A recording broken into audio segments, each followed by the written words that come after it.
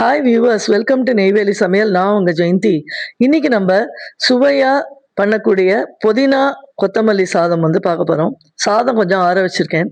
ஒரு பேன்ல நல்லெண்ணெய் ஊத்திட்டு கொஞ்சம் இஞ்சி, 2 பச்சை மிளகாய் கீறி போட்டிருக்கேன். இல்லைன்னா முழுசா போட்டா அது வெடிக்கும் அதனால.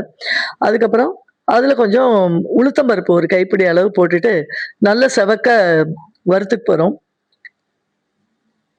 வறுத்துட்டு இந்த புதினா கொத்தமல்லி இலைகள் இருக்கு இல்லையா, அதை நல்லா வாஷ் பண்ணிட்டு அதோட சேர்த்து ஒரு நல்ல பச்சை வாசனை போற அளவுக்கு சிம்ல வச்சுட்டு ஒரு 2 நிமிஷம் வறுத்துக்கணும். ரொம்ப நேரம்லாம் பண்ண வேணாம். அது சிம்ல அடுப்பு இருந்தா போதும், இல்ல அடுப்பு ஆஃபே பண்ணிடலாம் நல்லா ஹீட் ஆயிடுச்சுன்னா. ஸோ இது ஆறணும். இப்போ இன்னொரு அந்த பேன்ல நல்லெண்ணெய் ஊத்திட்டு கடுகு, பெருங்காயம், கடலைப்பருப்பு, உளுத்தம்பருப்பு, கடலை இதெல்லாம் போட்டுட்டு இந்த கெட்டியா அரைக்கணும். தண்ணி ஊத்தாம இந்த விழுத வந்து போட்டுட்டு ஒரு 2 நிமிஷம் வந்து நல்ல ஃப்ரை பண்ணணும் மீடியம் ஃப்ளேம்ல. ரொம்ப ஹை ஃப்ளேம்லாம் வைக்கக்கூடாது. ஆல்ரெடி இது திக்கா இருக்கிறதுனால ரொம்ப நேரம் பண்ண வேண்டாம்.